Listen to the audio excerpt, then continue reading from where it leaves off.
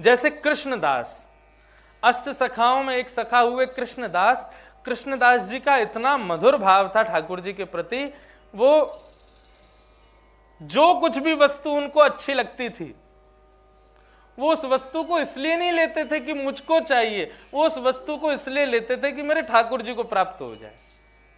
और ठाकुर जी भी इतने विनोद करते थे कृष्णदास जी के साथ में।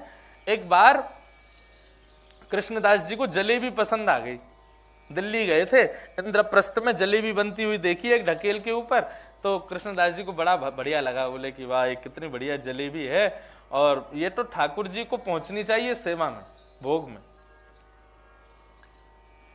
ये भाव रख करके। लेकिन मन में विचार किया, बोले ढकेलों की जलेबी। अब देखो एक चीज आपको लोगों को स्पष्ट करूं, जो लोग बिहारी जी जाते हैं, राधा वल्लभ जी, राधा गोविंद देव जी, श्रीनाथ जी आदि जाते हैं, तो कई लोग क्या करते हैं, भोग मिठाई के रूप में कहां से लेके जाते हैं, भोग लेकर के जाते हैं ये दुकानों से, मिष्ठान दुकान आदि इन सब से। ठीक है आपका भाव है, लेकिन वो ठाकुर जी स्वीकार नहीं करते होंगे। क्यों? आपने पेड़ा खरीदा, आपसे पहले ना जाने कितने लोग उस पेड़े को लेके चले गए, और कितने लोगों ने खा लिया होगा, कितने लोगों ने उसको अपने मुख से लगा लिया। बना तो एक ही जगह पर था वो पेड़ा। अब ये तो वही बात हो गई कि भोग बना घर में, लेकिन किसी को ज्यादा भूख लगी थी तो बिना ठाकुर जी को भोग लगाए उसको थाली लगा के पहले दे दी। बोले ठाकुर जी की थाली अलग है, ये कोई बात थोड़ी होती है। भोग लगा, सबसे पहले थाली ठाकुर जी की जानी चाहिए। अब हम जो स्वीट्स वगैरह खरीदते हैं वो ना जाने कितने लोग पहले ले जा चुके हैं, और कितने लोगों ने उसको झूठा कर लिया खा के। अब आप उसको ले जाते हो जाके बिहारी जी के मंदिर में या कहीं भी चढ़ा देते हो, ठीक है, पुजारी लोग आपके भाव को स्वीकार करते होंगे, लेकिन ठाकुर जी नहीं ग्रहण करते होंगे। ठाकुर जी के लिए तो अपने घर से बिल्कुल नवीन अपरस के भाव से बना करके लेके जाओ, जिस पर किसी की दृष्टि ना पड़ी हो, जिसको किसी ने ग्रहण ना किया हो, जो केवल ठाकुर जी के लिए हो, ऐसा बना के लेके जाओ, तब ठाकुर जी स्वीकार करते हैं। कृष्णदास जी बोले ढकेल की बनी हुई जलेबी ठाकुर जी को नहीं दूंगा, खुद बनाऊंगा जाके। मन में विचार करने लगे, रात्रि में ही सब सामान खरीद लूंगा और सवेरे बढ़िया अपने हाथों से नहा धो करके बना के फिर ठाकुर जी के भोग में लेके जाऊंगा। लेकिन ठाकुर जी ने उनका भाव ऐसा स्वीकार किया कि रात्रि में जब लौट के आए दिल्ली से, तो शयन हो रहे थे श्रीनाथ जी के। श्रीनाथ जी के दर्शन करने के लिए, शयन का पद गाने के लिए कृष्णदास जी जब सन्मुख पहुंचे, जैसे ही पर्दा हटा तो क्या देखा, शयन के आवेश में, शयन के आवरण में ठाकुर जी खड़े हैं, लेकिन अपनी उठी हुई भुजा में जलेबियां लेकर के खड़े हैं। यहां पर जब जलेबी लग रखी हुई देखी, कृष्णदास जी के नेत्र सजल हो गए। जय हो नाथ, मैंने तो केवल भाव रखा का आपके लिए तैयार करूंगा, आपके लिए सिद्ध करूंगा, लेकिन आपने उससे पहले स्वीकार कर लिया। ठाकुर जी बोले मेरे सखा के मन के भाव वो मेरे भाव है, उसकी पूर्ति करना वो मेरा धर्म है, मेरा लक्षण है, इसलिए मैं उसको पूर्ति करने में जरा भी संकोच नहीं करता, विलंब नहीं करता। जितेंद्रिय का मतलब ये भी मान सकते हो कि फिर जो भी कुछ भाए आपको, आंखों को किसी का रूप भाया, कानों को किसी का स्वर भाया, जीव को कहीं का स्वाद भाया, तो ये सबसे पहले आपका भाव आ जाए कि ये वस्तु ठाकुर जी को देने योग्य है, ये तो मेरे लाल जी की सेवा में पहुंचनी चाहिए। कहां तक कहें, कितनी प्रसिद्ध कथा है, मैं अपनी कथाओं में कहा करता हूं। यही कृष्णदास जी आगरा में एक बार एक वैश्या का नृत्य अच्छा लगा इनको। आगरा में एक वैश्या का नृत्य और गायन इतना भाया श्री कृष्णदास जी को, कृष्णदास जी उसके पास पहुंच गए। नगर वैश्या जैसे ही पहुंचे, पहुंच करके उस वैश्या से बोले, हमारे नाथ के सामने नृत्य करोगी, हमारे सेठ जी के सामने गाओगी। वैश्या ने क्या सोचा था कि कोई ठाकुर जी थोड़ी होंगे, उसको लगा कोई सेठ ही होगा। उसने कहा कितना मिलेगा मुझको? कृष्णदास जी बोले 100 रुपया तो अभी रखो। उसने जीवन में 100 रुपया नहीं देखा था। वैश्या ने 100 रुपया देख करके बोली 100 रुपया अभी रखना है और बाकी बाद में मिलेगा? बोले हाँ। बोले मतलब 100 से भी ज्यादा मिलेगा? बोले हाँ। कृष्णदास जी बोले क्यों? बोले क्योंकि मुझे 100 रुपया कभी कोई नहीं देता, लेकिन आप जरूर किसी धनवान सेठ के सेवक हैं तभी मुझे 100 रुपया दे रहे हैं। आप 100 दे रहे हैं तो सेठ ना जाने कितना देगा। उसको क्या पता थी सेठ कौन है। सुंदर श्रृंगार करके चली गई कृष्णदास जी के साथ में। इसे कहेंगे जितेंद्रिय। भाई तो थी कृष्णदास जी के नेत्रों को, सुंदर है, अच्छा नृत्य कर रही है, अच्छा गा रही है, स्वर बढ़िया लगे कृष्णदास जी के कान को, लेकिन उन्होंने तो तत्क्षण उसको न्योछावर कर दिया ठाकुर जी के लिए। ठाकुर जी के पास जानी चाहिए।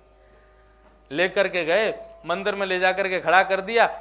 कपाट लगे थे श्रीनाथ जी के। वैश्या कहने लगी, कहाँ है आपके सेठ जी? बोले अभी भोजन रोक रहे हैं, अभी भोजन के बाद में दर्शन देंगे और दर्शन खुलते ही नृत्य करना। जैसे ही कपाट खुले श्रीनाथ जी के, ऊर्ध्वबाहु, एक भुजा कटी पर, नीचे नेत्र, मंद मुस्कनिया, गोल कपोल, सुंदर ललाट पर शीश पर पाग विराजी है श्रीनाथ जी के। ऐसा सुंदर दृश्य देख करके वो वैश्या मोहित हो गई, नेत्रों से निहार रही है, मुख से चाह तो रही है कि कुछ गाऊं, लेकिन इतनी गदगद हो गई है कि कंठ से स्वर नहीं निकल रहा है। चाह तो रही है कि मैं नृत्य करूं, लेकिन पैर रखती कहीं है, जाता कहीं है। ऐसी स्थिति हो गई। हम सब ठाकुर जी के लक्षण तो सब जानते हैं, लेकिन एक बार नारद जी ने ठाकुर जी को पकड़ लिया। बोले ठाकुर जी एक मेरी बात सुनो। बोले बताओ। आपके लक्षण तो सब बताते हैं, लेकिन जरा अपने भक्तों के लक्षण बताना, भक्त के लक्षण क्या होते हैं? ठाकुर जी स्वयं कह रहे हैं मेरे भक्त का लक्षण क्या है। वाग्गदगदा द्रवते यस्य चित्तम रुदत्यभिक्षणम हसति क्वचिच्च विलज्ज उद्गायत नृत्यते च मद्भक्ति युक्तो भुवनम पुनातु। मेरा दर्शन करके जिसकी वाणी गदगद हो जाए, वाग गदगदा, और द्रवते यस्य चित्तम, जिसका हृदय द्रवित होकर के पिघल जाए, और रुदत्य भिक्षणम हसती क्वचिच्च, कभी भी मेरी याद करके जो रोने लग जाए और कभी भी मेरा स्मरण करके जो हंसने लग जाए। विलज्ज उद्गायत नृत्य तेज, लज्जा रहित होकर के जो नृत्य करने लग जाए, ताल का ध्यान ना रखे, वस्त्रों का ध्यान ना रखे, अपने रूप का ध्यान ना रखे। विलज्ज उद्गायत नृत्य तेज। नारद जी से भगवान कहते हैं, नारद मद भक्ति युक्तो, वो मेरा भक्त है, भुवनम पुनातु, वो मेरा भक्त है। उस वैश्या की स्थिति ऐसी हो गई, चरण रखती कहीं है, जाता कहीं है, बोल कुछ रही है, निकल कुछ रहा है, नेत्रों से आंसू ही आंसू बह रहे हैं। रुदन करते करते करते करते श्री कृष्णदास जी को देखती है और प्रार्थना करती है, बोले नाथ मैं इनको अपना गायन नहीं दे सकती, अपना नृत्य नहीं दे सकती। क्यों?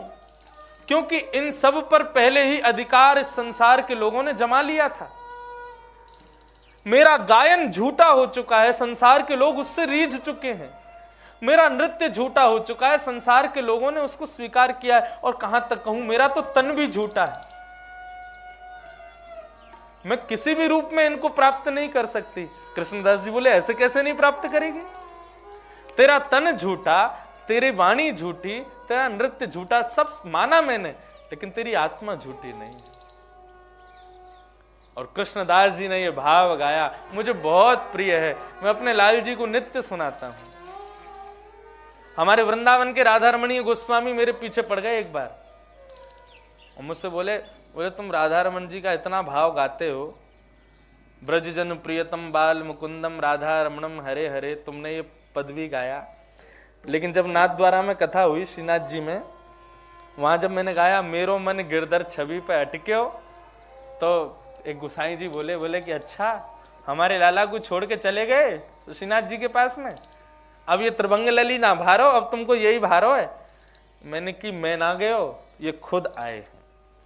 मैंने कि मेरे गिरधर लाल जी, और मैंने कि भक्त की इतनी सामर्थ्य है ही नहीं कि वो स्वयं ठाकुर जी के पास चला जाए।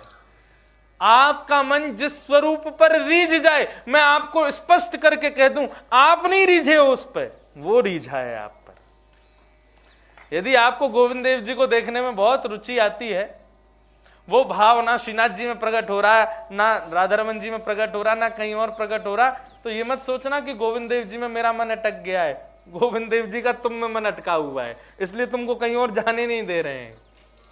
मैंने कहा मेरी क्या गलती, राधा रमन जी का तो मैं नित्य हूं, और कोई अंतर थोड़ा ही है, बस वही लाला ऐसे की जगह ऐसे है गए, बस ने एक आकृति बदल गई, लाला तो वही है। लेकिन ऐसा कह दूं तो श्रीनाथ जी मेरे सखा हैं और राधा रमन मेरे प्रियतम। सखा में और प्रियतम में अंतर कुछ खास नहीं होता, लेकिन प्रियतम कुछ खास होता है। ये बात धीरे ही कह दूं, कहीं मेरा लाला नहीं सुन ले, अच्छा वो ज्यादा खास है, ऐसा नहीं। कृष्णदास जी कहते हैं तू अपना नृत्य नहीं दे सकती, गायन नहीं दे सकती, अपना शरीर नहीं दे सकती, आत्मा तो दे सकती है। सब लोग गाओ। आज के भाव को इसी भाव के साथ विराम करेंगे। आरती करने आ गए सूर्य नारायण। गिरधर छवि पे अटक्यो मेरो मन, गिरधर छवि पे अटक्यो, गिरधर छवि पे अटक्यो मेरो मन, गिरधर छवि पे, गिरधर छवि पे अटक्यो मेरो मन, गिरधर छवि पे अटक्यो। ललित त्रिभंगी चाल पे चल के, ललित त्रिभंगी चाल पे चल के, ललित त्रिभंगी चाल पे चल के, ललित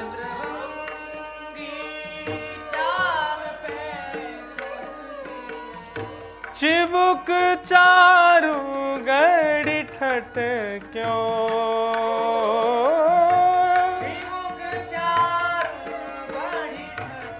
आहा। कृष्णदास जी क्या कह रहे हैं, बोले हम सबका चित्त जो है वो लोहे के समान है और श्री गोविंद देव जी चुंबक के समान है। यदि उनके पास जाकर के तुमको ऐसा ना लगे कि गुरुत्वाकर्षण है, कोई खींच रहा है, ये मैग्नेटिक पावर हमको अपनी ओर खींच रही है, बार बार मंदिर से निकलते समय भी ऐसा मन ना करे कि पीछे मुड़ के जरा देखते लूं, एक बार और निहार लूं, तो फिर दिखवा लेना तुम्हारी चुंबक कहीं खराब ना हो गई हो। क्यों? तुम्हारा लोहा कहीं उस पर जंग ना लग गई हो, तभी चुंबक के संपर्क में नहीं आ रहा है, नहीं तो वो कौन है।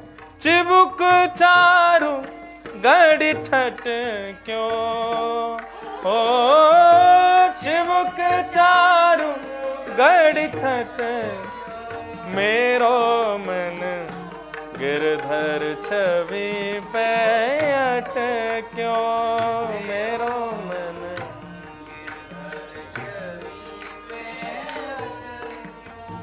श्री गोविंद देव सरकार की।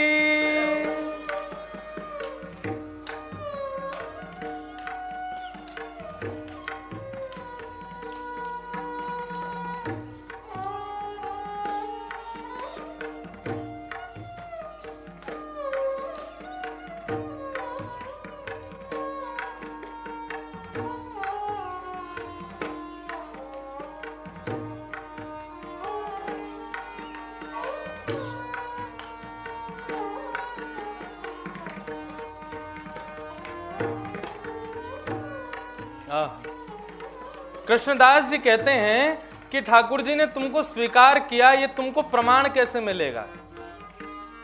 तो प्रमाण यही है कि एक बार गोविंद देव जी का दर्शन करने के बाद, एक बार नाथ को अपने नैनों में भरने के बाद में फिर संसार में किसी को भी देखोगे तो कोई भाएगा नहीं। और यदि ठाकुर जी के देखने के बाद भी कोई और भाग गया तो फिर अभी समझ लेना कि अभी ठाकुर जी ने स्वीकार किया नहीं। सजल श्याम घन वरण लीन है, सजल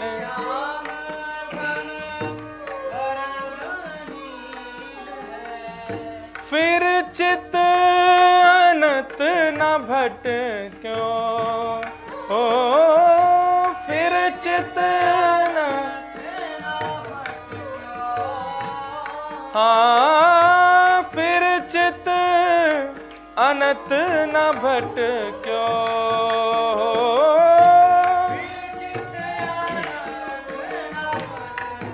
ओ मेरो मन गिरधर छवि पे अटक्यो, मेरो मन गिरधर छवि पे, हाँ मेरो मन गिरधर छवि पे अटक्यो, मेरो मन। और क्या कहते हैं कृष्णदास जी, तू तन नहीं दे सकती, तू अपना गायन नहीं दे सकती, अपने नृत्य से ठाकुर जी को नहीं रिझा सकती, तो फिर ये कर क्या, कृष्णदास किए प्राण न्योछावर,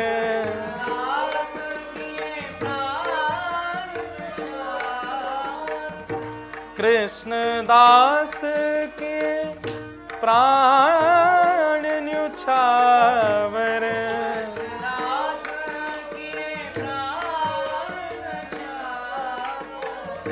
कृष्णदास के प्राण न्योछावर,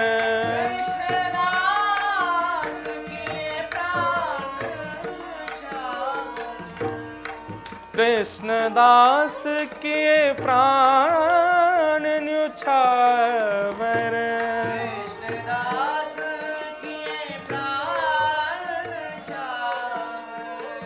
यह तन जग सरपट क्यों, ओ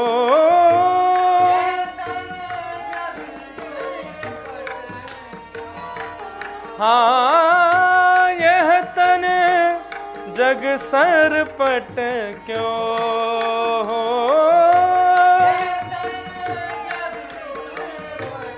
जैसे ही कृष्णदास जी ने कहा है, कृष्णदास किए प्राण न्योछावर, यह तन जग सिर पटक्यो, वैश्या मुस्कुराने लगी, नेत्रों से आंसू बह रहे हैं। तभी कृष्णदास जी को अपना गुरु स्वरूप मानती है, बोले गुरुर आज्ञा गरी ऐसी, और ठाकुर जी के श्रीनाथ जी के आंगन में घूमते घूमते घूमते घूमते घूमते घूमते इस तन का परित्याग कर दिया और एक आत्म रूप धारण करके गर्भगृह में प्रवेश कर गई और श्रीनाथ जी में जाकर के वो वैश्या विलीन हो गई। कृष्णदास किए प्राण न्योछावर, यह तन जग सिर पटक्यो, मेरो मन गिरधर छवि पे अटक्यो, मेरो मन गिरधर छवि पे अटक्यो, मेरो मन गिरधर छवि पे अटक्यो, मेरो मन गिरधर छवि पे अटक्यो, मेरो मन गिरधर छवि पे, ओ मेरो मन गिरधर छवि पे अटक्यो, मेरो मन गिरधर छवि पे, गिरधर छवि पे, गिरधर छवि पे अटक्यो।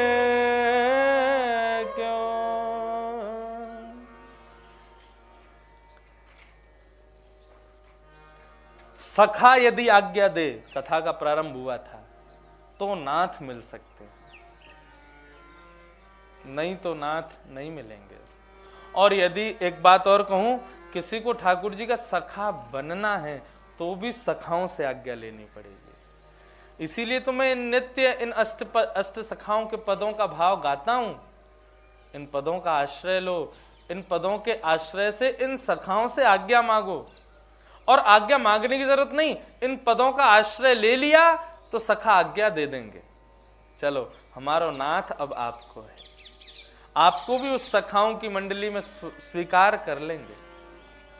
इसलिए इन सखाओं को स्वीकार करो, वंदन करो, नमन करो। 3 गुण सखा के हमने 2 दिन में जाने, कौन कौन से? पहला विरक्त, और सबके प्लान बी भी मैंने बता दिए। प्लान ए तो यह है कि विरक्ति, और प्लान बी क्या है, जिसमें आसक्ति है, उसी में ठाकुर जी का भाव। दूसरा बताया प्रशांत, शांत रहो, कम बोलो, कम देखो, कम सुनो, अपने इंद्रियों को अवकाश दो, ठाकुर जी के सन्मुख ही उनको रखो।